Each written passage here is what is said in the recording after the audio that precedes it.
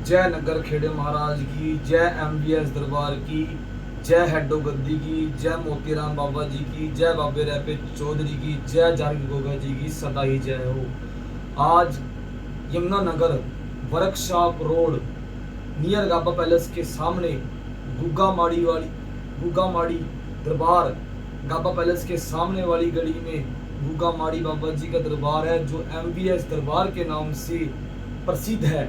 जो आज संगत कुरुक्षेत्र से, करनाल से, कैथल से काफ़ी संगत, जो आज बॉम्बे से भी संगत बाहर बैठी है पूछा लेने के लिए। तो आज बच्चों, आपके मन में सवाल था, जैसे मेरा गुरमीत चेला जीरकपुर से, संजय चेला मॉडल टाउन से, तो इनके बच्चों के मन में सवाल था, बेटा गुरमीत क्या पूछना चाहते हो आप? गुरुजी, बागड़ जाने से कैसे मनोकामनाएं पूरी होती है और कैसे दुखों का निवारण होता है? बागड़ जाने से, जैसे अब जारवीर गोगा जी का 17 तारीख को बसेरा है, 17 तारीख को बाबा जी की चौंकी भी है और बसेरा भी है। जो बागड़ 14 सितंबर दिन शनिवार को बागड़ जाएंगे, ये बाबा जी का बसेरा और चौंकी बागड़ के नाम का ही होता है, जो आए साल की तरह बड़ी धूमधाम से मनाया जाता है। तो संगत को मैं यही कहना चाहूँगा, संगत को, जो संगत दरबार में बैठी है, 17 तारीख को बसेरे में पहुंचकर और अपने दुखों का निवारण करवाएं और अपने मन की बात बाबा जी के आगे रखें, अर्जी लगाएं, जिससे आपका पूछा निकलेगा। और 17 तारीख को बाबा जी का बसेरा है, बड़ी धूमधाम से मनाया जाएगा और दुखों के निवारण होंगे। जैसे 14 सितंबर दिन शनिवार को बागड़ जाना है, जिसने भी बागड़ जाना है तो वो अपनी सीट बुक करवाएं, दरबार में आके अपना नाम लिखवाएं। जैसे हमारे गुरमीत चेले ने पूछा भी, गुरु जी बागड़ जाने से हमारी क्या मनोकामना पूर्ण होती है और कैसे कैसे दुखों का निवारण होता है, तो हम उसके बारे में आज बात करते हैं। चलो, बाबा जी के आशीर्वाद से, जैसे अब सावन की सेवा लग रही है, आज बाबा जी का दिन है रविवार, तो सावन की सेवा के अंदर बाबा जी के बारे में बताते हैं। बागड़ जाने से पहली चौंकी गोरख टीला महाकाली के नाम की चौंकी लगती है, दूसरी चौंकी गुग्गा माड़ी बागड़ देश में लगती है, तीसरी चौंकी ददरेवा शहर में लगती है, जहाँ बाबा जी का जन्म हुआ था। गुरु गोरखनाथ जी के नाम का वहाँ भगवा कपड़ा वो बताया जाएगा, भाई भगवा कपड़ा कितने मीटर का चढ़ाना है, और जारी गोगा जी की चद्दर बाबा जी की क्या चढ़ानी है। और वहाँ बाबा जी, जैसे बाबा जी के नीले घोड़े पे चने की दाल चढ़ती है और प्याज चढ़ते हैं, तो वो भी सामान लिख के दिया जाएगा भी बागड़ में आप क्या क्या सामान चढ़ाएं। तो ख्वाजा जी का बेड़ा, ख्वाजा जी का बेड़ा बेटे एक ऐसी चीज होती है जो 2200 ख्वाजा होते हैं। बाबा जी के सभी भगत सावन के महीने में इतनी खुशी होती है कि सावन के महीने में व्रत रखेंगे, नीचे आसन लगा के पूजा पाठ करेंगे और बाबा जी को मनाएंगे, और जिससे हर भगत की इच्छा ये होती है कि संगत के दुखों का निवारण करवाएं और उनकी मनोकामना पूर्ण करें। तो ख्वाजा जी का बेड़ा होता है, 2200 ख्वाजा जी होती हैं। जो ख्वाजा जी का बेड़ा जब तैयार किया जाता है, तो ख्वाजा जी की कलामें पढ़ के और जंजीरें पढ़ के सूरज के गहने के अंदर गोरो टीले में ख्वाजा जी का बेटे बेड़ा दिया जाता है, जिससे अगर किसी भगत के पास कोई भूत प्रेत या कोई साया, घर में दुख संकट है, या घर के अंदर कोई भी कारोबार नहीं चल रहा, या बीमारी से कोई उलझ रहा है और बाहर विदेश का काम नहीं बन रहा है, या कोई भी परेशानी आ रही है, अगर किसी भगत के पास कोई भी केस अड़ जाता है, केस अड़ने के बाद और भगत बाबा जी पे अर्जी लगाता है, बाबा जी ये मैंने अर्जी लगाई थी, इस संगत का काम क्यों नहीं हुआ, तो लास्ट एक ख्वाजा जी का बेड़ा है। जैसे डॉक्टर टेरामाइसिन का इंजेक्शन लगाते हैं, ये हाथ खड़े हो जाते हैं, जैसे डॉक्टर पीजे को रेफर कर देते हैं, तो ऐसे ही ख्वाजा जी का बेड़ा देने से ख्वाजा जी बेड़े को पार लगा देते हैं और मनोकामना पूर्ण कर देते हैं। जैसे बागड़ 14 सितंबर दिन शनिवार को बागड़ जाएंगे, तो बाबा जी की 3 चौंकी लगेगी। पहली चौंकी गोटिल्ले के नाम की, दूसरी चौंकी बागड़ देश गुग्गा माड़ी के नाम की, तीसरी चौंकी ददरेवा जन्म स्थान के नाम की चौकी लगेगी, जहां गोर टिल्ले में सूरज गहने में पितरों के बर्तन कपड़े सामान दिया जाता है। जैसे कुल की देवी होती है, कुल की देवी और पितर खुश होने चाहिए। अगर जिस इंसान की कुल की देवी और देवी देवता या पितर खुश हैं तो उसकी मनोकामना पूर्ण हो जाएगी। पितरों को जैसे कई बंदे शांत करवाने के लिए पाठ करवाते हैं, पूजन करवाते हैं, बहुत कुछ कराते हैं। तो सूरज के गहने के अंदर जैसे 14 सितंबर को जाएंगे, पितरों के नाम के बर्तन कपड़े ब्राह्मण पुजारी बागड़ देश देवस्थान विभाग के पुजारी को दिए जाएंगे, जिससे संगत की मनोकामना पूर्ण होगी। और चमत्कार को नमस्कार, पर्चे को प्रतीक और खंडे को जीत। मेरी बागड़ वाली सरकार तो ऐसी सरकार है जो संगत दरबार में बाबा जी के नमस्तक करके मत्था टेकती है सच्चे मन से, तो उसकी मनोकामना पूर्ण होती है। तो ख्वाजा जी का बेड़ा देने से जैसे भगत व्रत रखते हैं, व्रत 1.25 महीने की सेवा के बाद व्रत पूरे होने पे व्रत खोलते हैं। ख्वाजा जी का बेड़ा ऐसी चीज है जैसे नगर खेड़ा और ख्वाजा जी की पहले सेवा करनी पड़ती है, खेड़े की और बेटा ख्वाजा जी की सेवा करनी पड़ती है, जिससे देवी देवता को मनाया जाता है। कोई भी देवता आप सिद्ध कर सकते हो, पर ख्वाजा जी का बेड़े के बारे में भी बेटा किसी किसी को पता है इस बात का कि बेड़ा कैसे तैयार होता है और बेड़ा कैसे बनाया जाता है, बेड़े के अंदर कितनी बाबा जी के नाम की रोटी लगाई जाती है और क्या क्या सामान बेड़े के अंदर लगाया जाता है, कितनी कलामें पढ़नी पड़ती है, कौन सी 2200 ख्वाजा में से कौन सी ख्वाजे की आप कलाम पढ़ रहे हो, कौन सी बेटा आप जंजीरें पढ़ रहे हो।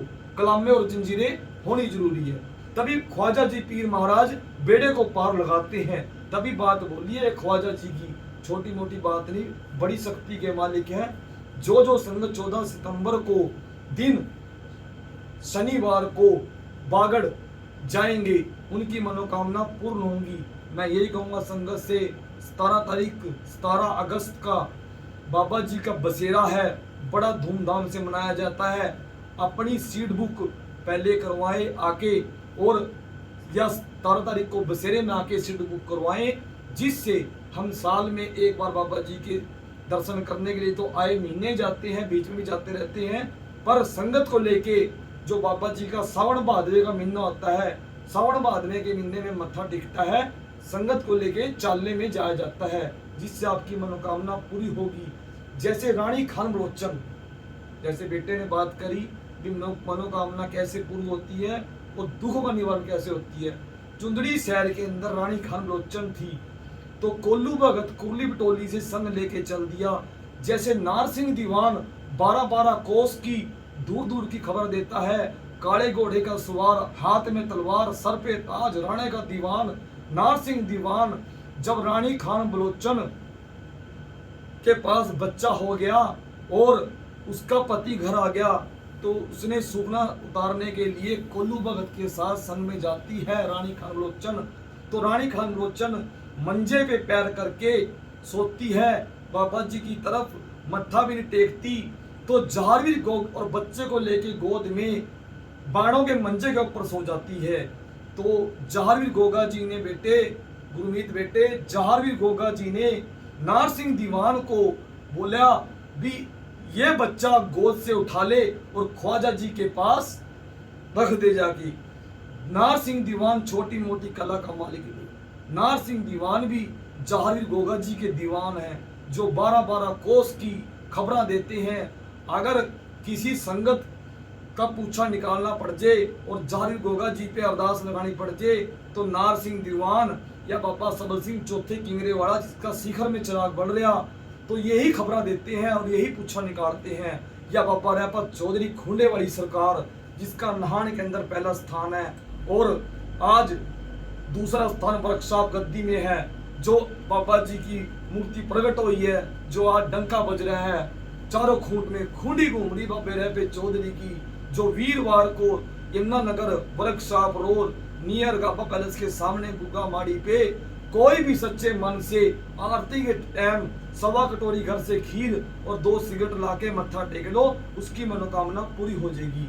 तो जैसे नारसिंह दीवान ने रानी खान बलोचन से बच्चा उठा लिया और बच्चा ख्वाजा जी की दरगाह के अंदर पेश कर दिया तो रानी खान बलोचन नाक रगड़ के बहुत रोई, बाबा जी मेरे से गलती होगी, मेरे को क्षमा कर दो, आज के बाद ऐसी गलती नहीं करूंगी। तो कोल्लू भगत बेचारा बहुत बड़ा भगत था, कोल्लू भगत ने तरस आ गया और जारवीर गोगा जी के आगे अर्जी लगाई, बाबा जी माफ कर दो इस बच्चे को, इससे गलती होगी। क्योंकि रानी खान बच्चन के पास बेटा बच्चा हुआ था, उसे पीर दिया तो नाम नहीं रखा, बच्चे का नाम मोतीचूर रख दिया। तो बाबा जी को गुस्सा आ गया, नारसिंह दीवान ने ख्वाजा जी की दरगाह में पेश कर दिया भी अगर रानी खान बलोचन नाक रगड़ेगी दरबार में का माफी मांगेगी तो ये बच्चा तब दिया जाएगा। तो अगला साल फिर बाबा जी का चाला आ गया, कोल्लू भगत कुरली बटोली से संग लेके चल दिया बेटे, चुंदड़ी शहर में फिर आया। रानी खान बलोचन बोली बाबा जी मैं भी बागड़ जाऊंगी और मेरा बच्चा बागड़ देश से उठा है, मेरे को बच्चा मिलना चाहिए। चमत्कार को नमस्कार, बच्चे को प्रतीक और खंडे को जीत है। मेरी झंडे वाली सरकार जारवीर गोगा जी, जैसे जारवीर गोगा जी पे वहां नीले घोड़े पे चने की दाल प्याज बाबा जी पे चढ़ते हैं, तो बाबा जी के कोल्लू भगत ने बोला भी आपको बाबा जी के नाम का भगवा कपड़ा, महाकाली टिल्ले वाले की कढ़ाई और जारवीर गोगा जी के नाम की चदर चढ़ानी पड़ेगी और वहां आपको बागड़ गुग्गा माड़ी और गोर टिल्ले के नाम की ददरेवा जहां बाबा जी का जन्म स्थान हुआ था आपको चौकी भरनी पड़ेगी। दरबार के अंदर नीचे बैठ के बाबा जी की उपासना पाके आपको चौकी भरनी पड़ेगी और आपको बाबा जी कथा सुननी पड़ेगी। तो रानी खान बलोचन ने बेटा ऐसे ही किया, दरबार में गई, बाबा जी के नाम के दंडोत किए, रानी खान बलोचन के राजे ने घर वाले दंडोत किया, नाक रगड़े, माफी मांगी। जैसे ही रानी खान बलोचन दरबार में बैठी और समइयों ने जारवीर गोगा जी की कथा शुरू करी, रानी खान बलोचन बच्चे के लिए गिड़गिड़ा के रोक दिया दरबार में और जारवीर गोगा जी के आगे कोल्लू भगत ने अर्जी लगाई और रानी खान बलोचन के हाथ में गोदी में बच्चा आ गया। जैसे गोदी में बच्चा आया, बच्चे ने चंगाड़ मारी और जारवीर गोगा जी के कृपा से चमत्कार को नमस्कार, बच्चे को प्रतीक और खंडे को जीत लगी। ऐसे ही बागड़ से सभी संगत की मनोकामना पूरी होती है, संगत के दुखों का निवारण होता है। आप इसी वीडियो को सब्सक्राइब और शेयर लाइक चैनल को जरूर करें, जिससे आपको भक्ति के माध्यम से ऐसे ही आपको बताते रहेंगे। क्या 14 सितंबर को बागड़ जी संगत ने जाना है, अपनी सीट बुक करवाए, 17 तारीख का बसेरा है, आपको एड्रेस दे दिया, तो आप मोबाइल नंबर पे बात कर सकते हैं और दरबार में आके कोई पैसा नहीं, फ्री सेवा है, बाबा जी का मत्था टेक के और अपनी मनोकामना पूरी कराएं। जय जारवीर गोगा जी की, जय MBS दरबार की, जय गुरु गोरखनाथ जी की। आदेश।